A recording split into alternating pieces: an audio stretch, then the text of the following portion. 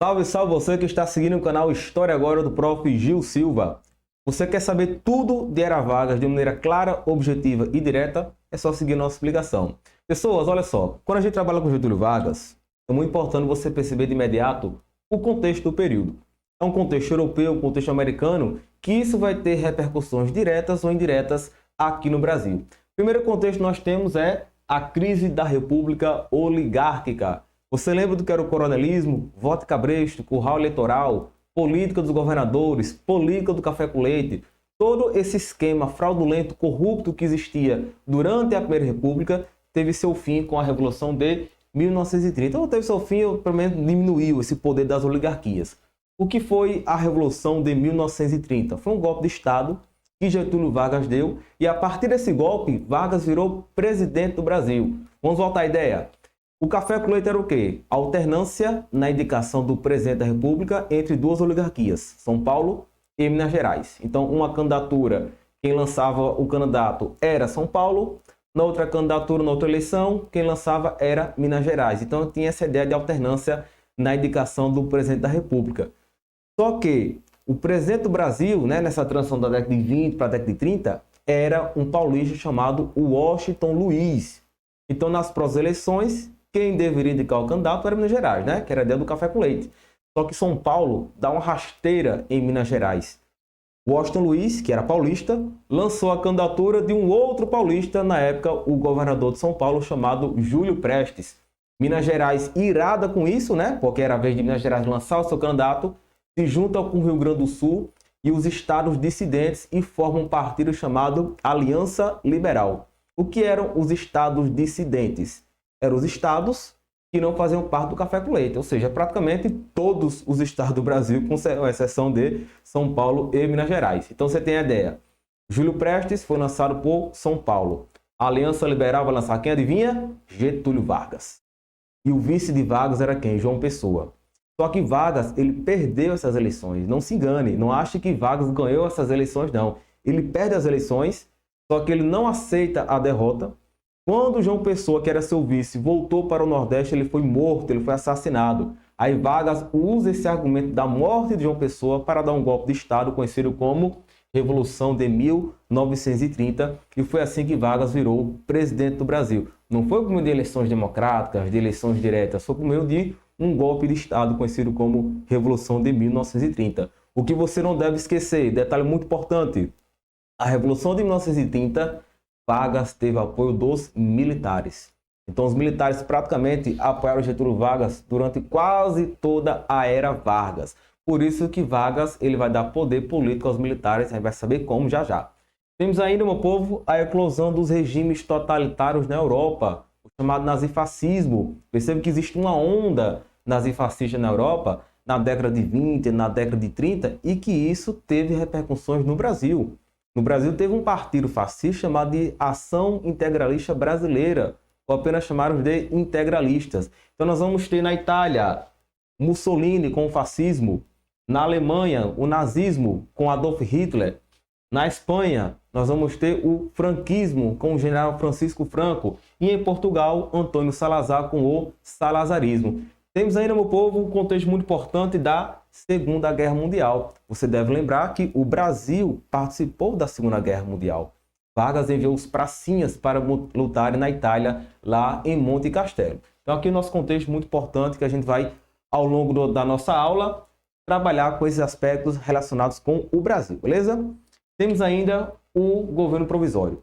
A Era Vargas ela é dividida em três fases: governo provisório, governo constitucional e o Estado Novo. Na nossa aula de número 1, você vai trabalhar agora com o governo provisório. Se você quer ver o governo constitucional, é só você assistir a nossa aula de número 2.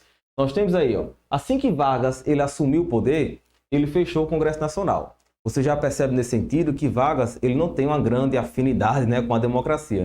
Ele assume o poder, fecha o Congresso Nacional, ou seja, fechou o nosso poder legislativo.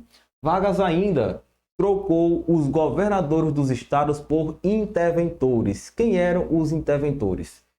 Eles eram indicados, eles eram nomeados diretamente por Getúlio Vargas. Então, os interventores, em outras palavras, eram os governadores, porém agora indicados por Getúlio Vargas. Perceba que o governador, ele é indicado, ele é escolhido, né, pela população pelo voto direto. Só que Vargas agora não, ele vai indicar esses interventores. E quem eram os interventores? Basicamente militares. Por isso que Vargas ele vai ter esse grande apoio também dos militares. Os militares ajudaram Vargas a assumir o poder com a Revolução de 1930 e Vargas vai dar poder político aos militares, nomeando eles quem? Interventores. Vargas ainda criou o Ministério da Educação e Saúde, né, com um ministério só, e também criou o Ministério do Trabalho, Comércio e Indústria para resolver, né, as questões trabalhistas no Brasil. Só que tem um detalhe muito importante, que é isso que você deve perceber também de Getúlio Vargas. Quando ele cria o Ministério do Trabalho, assume também uma perspectiva de controle sobre os sindicatos. Se um sindicato quisesse fazer greve, tinha que pedir autorização ao Ministério do Trabalho. Isso é muito importante você perceber. Vargas depois ele fica conhecido como o pai dos pobres, né? Por causa das leis trabalhistas. Mas a gente vai perceber uma intenção que existe por trás disso de Vargas criar essas leis trabalhistas. É também a questão do controle, da manipulação sobre o trabalhador. Então, dentro dessa lógica que eu estou explicando para vocês sobre o Ministério do Trabalho, ele cria o Ministério do Trabalho, beleza? Mas ele também vai controlar os sindicatos. Se o sindicato quisesse fazer greve, tinha que pedir autorização ao Ministério do Trabalho, beleza? Vamos seguindo. Galera, nós temos aqui a relação entre o Estado e a Igreja. Em 1931, né, um ano após Vargas ter assumido o poder no Brasil, houve a inauguração do Cristo Redentor lá no Rio de Janeiro. E adivinha quem é que estava presente na inauguração do Cristo Redentor? O presidente Getúlio Vargas. Para dizer o seguinte, ó, eu estou aqui do lado da igreja. Então ele faz uma aliança, ele faz uma conexão, um laço com a Igreja Católica, e a partir disso a Igreja Católica apoia o Estado varguista, e Vargas ele faz o quê? Olha aqui a nossa OBS. Vargas instituiu o ensino religioso nas escolas públicas. Só que você deve entender que nesse momento falar em ensino religioso em escola pública era o quê? Era o ensino católico.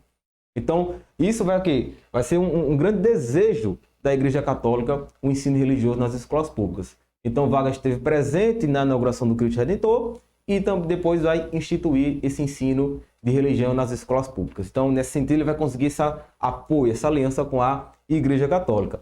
Temos ainda a relação entre o Estado e o café.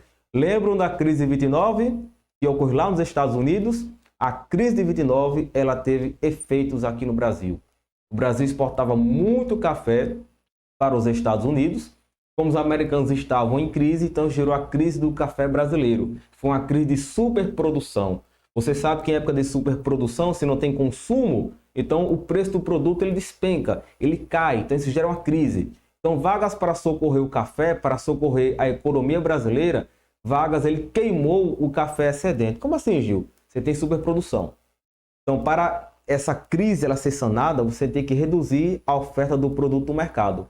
Como foi que Vargas reduziu essa oferta? Queimando o café. E assim ele vai conseguir socorrer a nossa economia. Obviamente, né, o setor cafeicultor do Brasil ficou irado com Getúlio Vargas. Mas, por outro lado, ele conseguiu socorrer a economia brasileira. Vamos seguindo.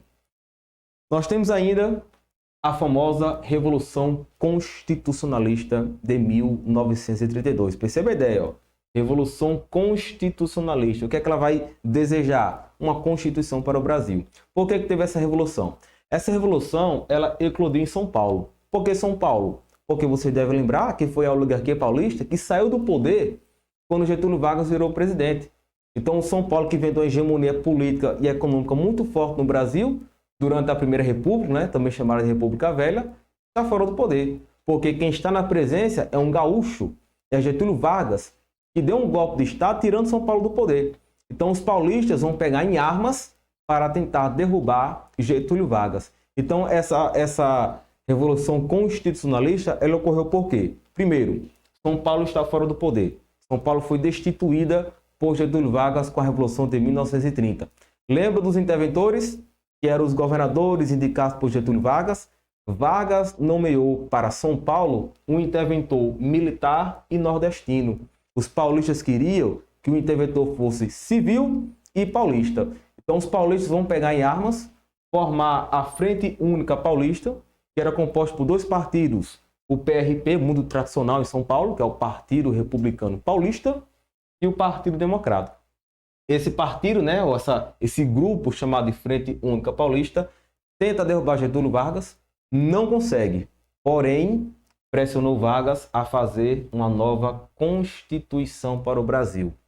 Vargas, pressionado por essa revolução, vai fazer a nossa próxima Constituição, que é a Constituição de 1934, que a gente vê já já.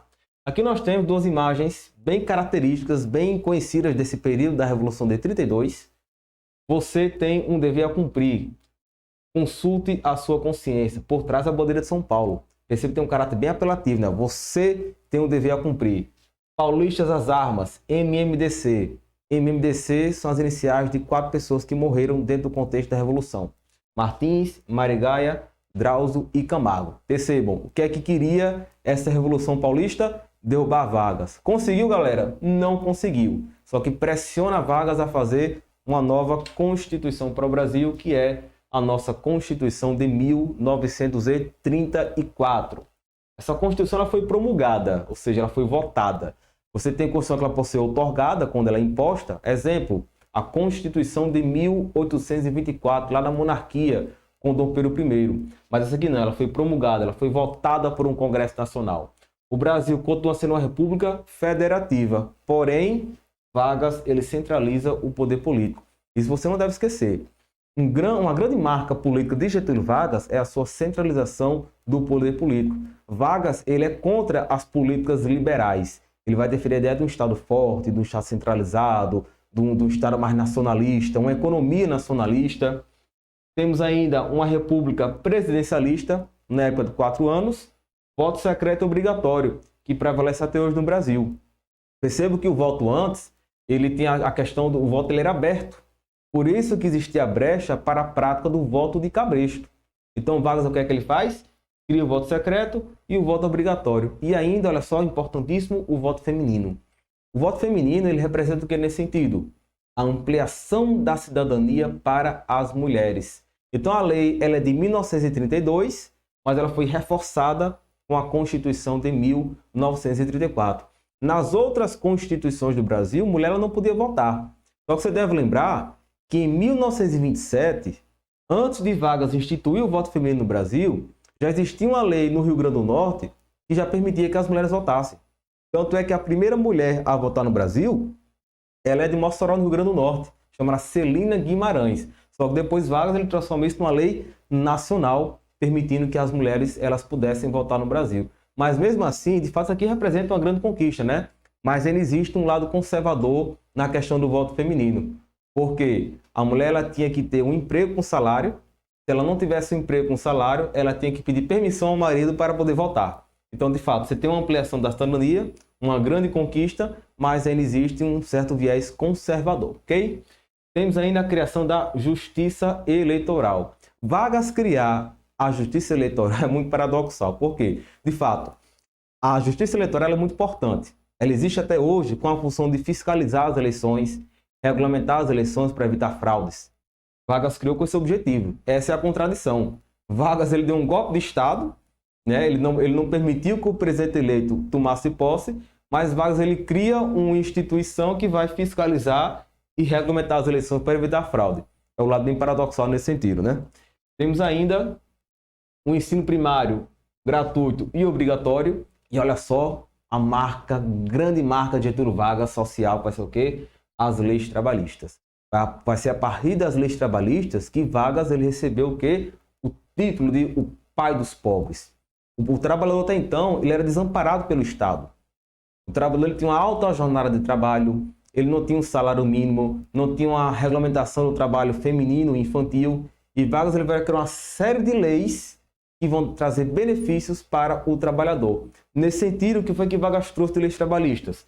Salário mínimo, férias remuneradas, descanso semanal remunerado, regulamentou o trabalho feminino e infantil, indenização por demissão sem justa causa, jornada de trabalho, olha só, de 8 horas por dia e a carteira de trabalho. O trabalhador, na época, era como se fosse uma espécie de identidade do trabalhador ter a carteira de trabalho. Porque ele tem uma carteira de trabalho e dizer, ó, eu tenho um emprego, eu sou trabalhador. Isso foi muito importante para o período. E essa legislação depois se transforma em quê? Na famosa CLT, A gente vai ver na nossa aula 3 lá no Estado Novo, beleza? Olha aqui a nossa OBS. Vargas foi eleito indiretamente, segundo a rasteira que ele dá em São Paulo. Porque São Paulo pressionou Vargas após essa Constituição, porque depois teriam novas eleições. Então São Paulo pensou que nessas novas eleições a população ia escolher um candidato paulista, até porque São Paulo tinha muita força, né? Só que vai falar o seguinte, beleza, vocês querem a Constituição? Eu vou dar a Constituição. Porém, uma cláusula da Constituição dizia o seguinte, que o primeiro presidente eleito depois da elaboração dessa Constituição tinha que ser eleito indiretamente, ou seja, tinha que ser escolhido pelo Congresso Nacional. Vargas tinha o Congresso Nacional na mão. Quem foi que o Congresso escolheu para ser o presidente do Brasil? Adivinha? Getúlio Vargas. Você fala, Gil, mas você disse que Vargas fechou o Congresso. Fechou, mas depois o Congresso ele foi reaberto. E essa reabertura do Congresso foram com políticos alinhados com Getúlio Vargas. Então, como ele tinha o apoio do Congresso, o Congresso escolhe Vargas para continuar sendo o presidente do Brasil. Só que agora ele vai ser um presidente constitucional. Ele vai ser um presidente legalizado pela Constituição. E os paulistas ficam a ver navios. Não queria a Constituição? Vargas fez a Constituição, porém, ele foi eleito indiretamente. Então, você que gostou da nossa aula, se inscreve lá no nosso canal, ativa lá o likezinho e eu aguardo vocês na nossa aula de número 2, que vai ser sobre o governo constitucional. Valeu, galera, aguardo vocês. Tchau, tchau.